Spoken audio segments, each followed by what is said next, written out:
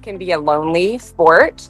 And, you would see a lot of kids that I grew up with, they're alone all the time. They're at the golf course alone, they play alone, they travel alone. And I think that's hard on a kid, but we were so fortunate that we never really experienced that. At the time, I appreciated it, but I think now looking back, I appreciate it even more that that's something I got to do with my sisters day in and day out. I thought I would have 5 boys and have a basketball team. I ended up with 5 girls and a golf team. But we had a built-in foursome or fivesome all the time.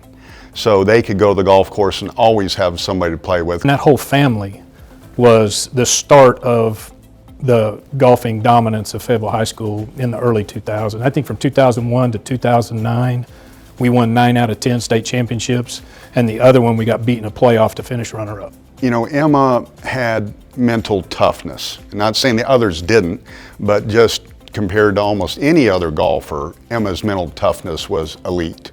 She won 6 championships in high school, either conference, state, and overall, and 5 times by birdieing the final hole, whether it was in regulation or in extra holes. She came in as a 9th grader, played up as a 9th grader. She played #1 for 4 straight years. She won 4 state championships. She's all-state 4 years in a row, 4 conference championships in a row. I mean, she never changed. I mean, she was always the same, always had a smile on her face, always playing each shot to the best of her ability. I mean, and I'm not saying she didn't hit bad shots. That's the game of golf. It's the game of bad shots. How are you going to handle it?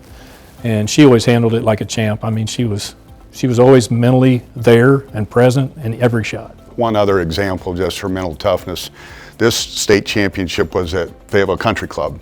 On the 14th, she's in the middle of the fairway getting ready for her approach. Someone who wasn't very familiar with golf popped a parking brake in her downswing. Bam! Everybody else is quiet. The parking brake goes off. Obviously, it startled her. She knocks it over the green and out of bounds. A lesser golfer would have used that as an excuse. Poor me, I'm a victim, look what happened. She fought back, birdied 17 and 18 to win. That is the difference a lot of times. Because individual golf is amazing, but it's just a different thing when you're playing for a team. And you cannot win any championship, any match without all of your players doing their best. And so I feel like we really did a good job of always genuinely cheered on so hard for our teammates and just wanted each other to be our best. When you start getting into team golf and you may have a bad hole here and there, and then all of a sudden you got to focus and say, this isn't just for me. This is for us and our school and our family. And so all those girls were really good about flipping that switch with team golf because they knew every shot mattered. They were bouncing around, playing different states and on national level and all that. And then coming back to high school, which some might consider a lower level, they didn't. It meant a lot to them to represent Fayetteville High and to win the state as a team. That was always their goal. And they took a lot of pride in it, and quite frankly, it put the fear of God in other teams when they showed up. Once we got to high school and we were on a team, it was so fun to have that unit of people, and we had this common goal.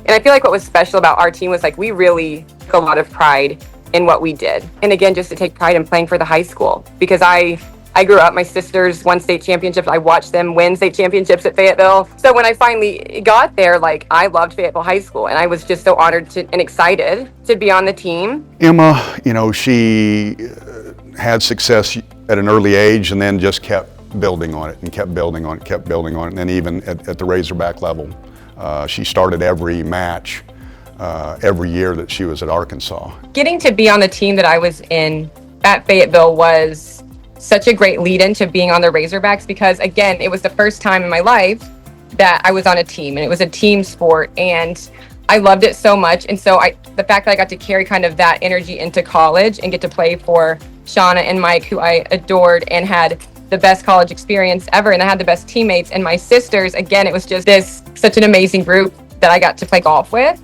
We didn't name team captains, but she was pretty much the team captain. She was instrumental in us recruiting, some of the other players. She, was just a true leader and someone that all the girls respected her opinion, and she would be the organizer, and she would, make sure everybody was doing the right things, and very instrumental in and the organization of our team and how everybody got along great. And again, back to my parents, I cannot thank my parents enough for the way that they made me view myself and my golf game and the things that golf instilled in me and in my sisters. It's just so many life lessons. And I think they use the sport to teach us, things that you could never learn outside of a sport. Hard lessons, all kinds of lessons. But I think as a parent, again, being a parent now, I can see like the sacrifice, and my parents were wonderful at that. And they just showed me you can do whatever you want to do. If you put in the hard work, if you believe in yourself, if you can lose a million times and still go and try again and try and try and try again.